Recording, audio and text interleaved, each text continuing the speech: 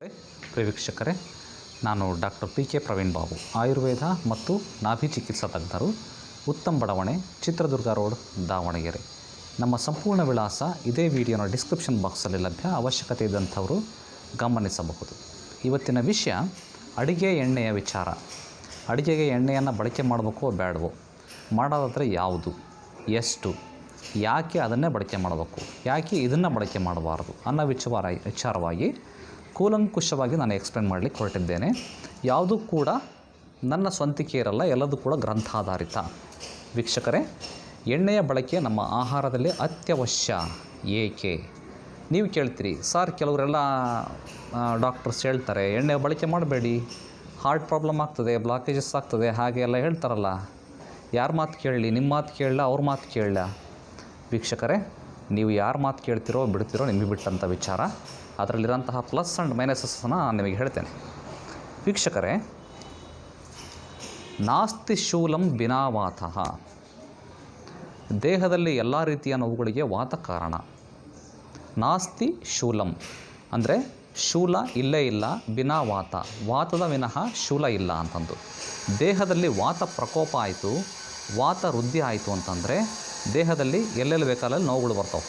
ಕುತ್ತಿಗೆ ನೋವು, ಸೊಂಟ ನೋವು, ಕಾಲು ನೋವು ಇತ್ಯಾದಿ ಎಲ್ಲ ನೋವುಗಳಿಗೂ ಕೂಡ ಈ ವಾತ ಕಾರಣ. ವಾತದ ಗುಣ ಏನು?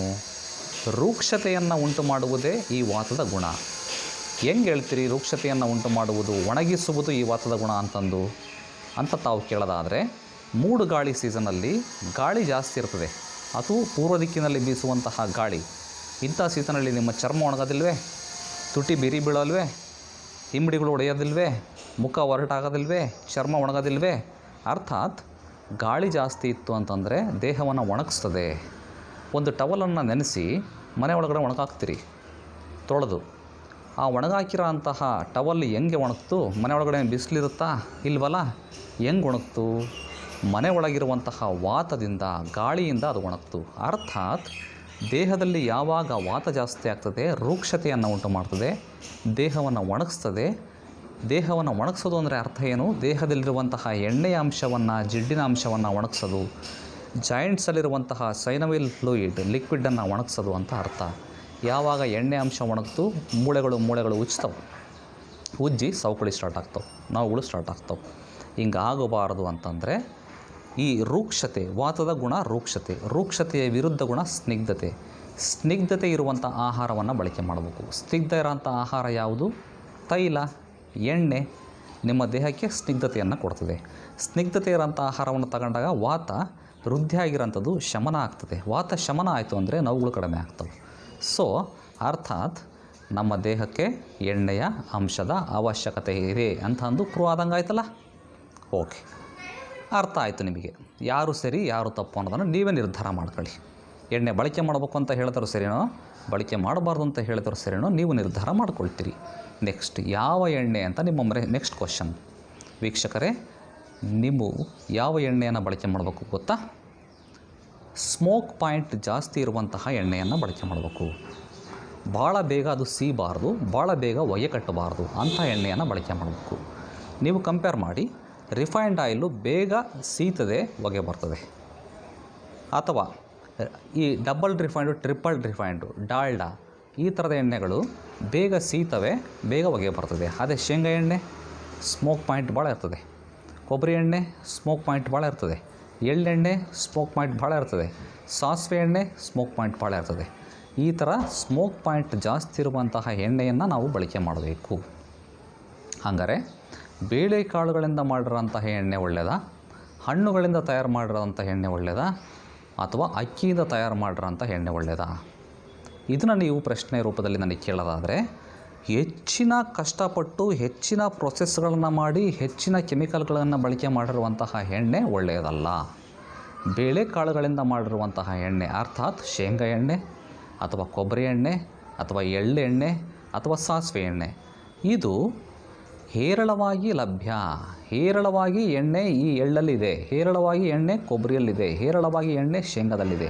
ಅದನ್ನು ಎಣ್ಣೆಯನ್ನು ತೆಗಿಲಿಕ್ಕೆ ಅಷ್ಟೊಂದು ಕೆಮಿಕಲ್ ಸಿಂಥಸಿಸ್ ಮಾಡಬೇಕಾಗಿಲ್ಲ, ಪ್ರೊಸೆಸಿಂಗ್ ಮಾಡಬೇಕಾಗಿಲ್ಲ. ಹಿಂಡಿ ಬಿಟ್ಟರೆ ಸಾಕು, ಗಾಣಕ್ಕೆ ಹಾಕಿ ಎಣ್ಣೆ ಬಂದ್ಬಿಡ್ತದೆ. ಆದರೆ ಪಾಮ್ ಆಯಿಲ್, ಹಣ್ಣುಗಳಿಂದ ತಯಾರು ಮಾಡಿರುವಂತಹ ಎಣ್ಣೆ, ಇಂಥ ಎಣ್ಣೆಗಳಲ್ಲಿ ಏನಾಗ್ತದೆ, ನೀರಿನಂಶ ಜಾಸ್ತಿ ಇರ್ತದೆ ವೀಕ್ಷಕರೇ. ಹಣ್ಣುಗಳಲ್ಲಿ ನೀರಿನಂಶ ಜಾಸ್ತಿ ಇರ್ತದೆ, ನಿಮ್ಗೆ ಗೊತ್ತಿದೆ.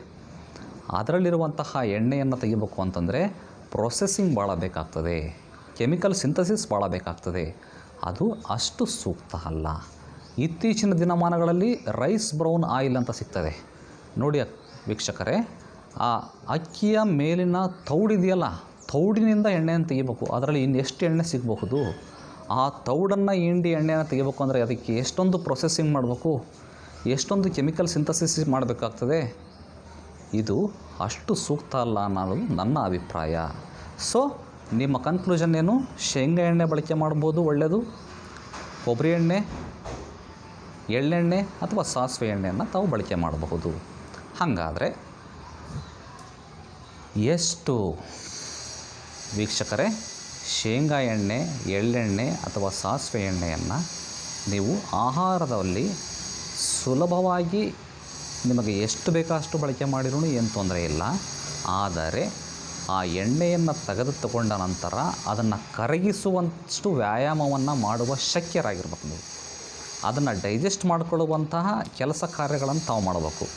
ಎಣ್ಣೆಯನ್ನು ತಿಂದು ಸುಮ್ಮನೆ ಕೂತ್ಕೊಂಡ್ರೆ ಅದು ಡೆಪಾಸಿಟ್ ಆಗ್ತಾ ಹೋಗ್ತದೆ. ಇಲ್ಲಿ ನಿಮ್ಮ ವೈದ್ಯರು ಹೇಳಿರೋದು ಓಲ್ಡ್ ಸ್ಕೂಲ್ಡ್ ಆಗ್ತದೆ. ನೀವು ಎಣ್ಣೆನ ತಿನ್ನೋದು ಬಿಟ್ಟುಬಿಡೋದಲ್ಲ, ತಿಂದು ಹಂಗೆ ಕೂತ್ಕೊಳ್ಳಿರುತ್ತಾ ಏನಾಗ್ತದೆ, ಸ್ಟಾಕ್ ಆಗ್ತದೆ, ಕ್ಲಾಟ್ ಆಗ್ತದೆ, ಹೆಪ್ಪುಗಡ್ತದೆ ಅಥವಾ ಇನ್ನೇನೇನು ಸಮಸ್ಯೆಗಳಾಗ್ತದೆ. ಇಲ್ಲಿ ನಿಮ್ಮ ವೈದ್ಯರು ಹೇಳಿರುವಂತಹ ಮಾತು ಸತ್ಯ ಆಗ್ತದೆ. ನೋಡಿ, ಯಾವುದೇ ವೈದ್ಯರೇ ಆಗಲಿ ನಿಮ್ಮ ಒಳ್ಳೆಯದಕ್ಕೆ ಹೇಳೋದು, ಆದರೆ ಅವರು ಹೇಳಿರುವ ರೀತಿ ಒಂದಾದರೆ ನೀವು ಅರ್ಥ ಮಾಡಿಕೊಳ್ಳುವಂತಹ ರೀತಿ ಇನ್ನೊಂದಾಗಿರ್ತದೆ. ಹಾಗಾಗಿ ಇದನ್ನು ಸಂಪೂರ್ಣವಾಗಿ ಕೂಲಂಕುಷವಾಗಿ ಕ್ಲೀನಾಗಿ ಸೂಕ್ಷ್ಮತೆಗಳನ್ನು ಅರ್ಥ ಮಾಡಿಕೊಂಡು ತಾವು ನಿರ್ಧಾರಕ್ಕೆ ಬರಬೇಕಾಗ್ತದೆ. ಸೊ ಇವತ್ತು ಯಾವ ಎಣ್ಣೆಯನ್ನು ಬಳಕೆ ಮಾಡೋದು ನಿಮಗೆ ಸೂಕ್ತ, ಯಾವುದರಲ್ಲಿ ಏನಿರ್ತದೆ, ಎಷ್ಟು, ಹೇಗೆ ಅನ್ನೋದನ್ನು ತಿಳ್ಕೊಂಡಿದ್ದೀರಿ. ಈ ವಿಷಯವನ್ನು ನಮ್ಮ ಎಲ್ಲ ಅಕ್ಕ ತಂಗಿಯರು, ಮಾತೆಯರು ಒಬ್ರಿಗೊಬ್ರು ಶೇರ್ ಮಾಡ್ಕೋಬೇಕು. ಈ ಎಣ್ಣೆಯನ್ನು ನೀವು ಉಪಯೋಗ ಮಾಡಬೇಕು. ಮಾಡೋದ್ರಿಂದ ವಾತಾಹಾರ ಆಗ್ತದೆ. ವಾತಾಹಾರ ಆಗೋದ್ರಿಂದ ದೇಹಕ್ಕೆ ಸ್ನಿಗ್ಧತೆಯನ್ನು ಒದಗಿಸ್ತದೆ. ಸ್ನಿಗ್ಧತೆ ಒದಗಿತು ಅಂತಂದರೆ ಚರ್ಮ ಕಾಂತಿಯುಕ್ತ ಆಗ್ತದೆ, ಮೂಳೆಗಳಿಗೆ ಸ್ಟ್ರೆಂತ್ ಬರ್ತದೆ, ಹೊಳಪು ಸಿಗ್ತದೆ, ಚರ್ಮ ಸುಕ್ಕುಗಟ್ಟಲ್ಲ. ಈ ರೀತಿ ಆರೋಗ್ಯವಾಗಿ 100 ಕಾಲ ಇರಲಿಕ್ಕೆ ಅವಕಾಶ ಇದೆ. ಈ ವಿಷಯವನ್ನು ಎಲ್ರಿಗೂ ಶೇರ್ ಮಾಡಿ ಮತ್ತೆ ಭೇಟಿಯಾಗೋಣ. ಧನ್ಯವಾದಗಳು ವೀಕ್ಷಕರೇ.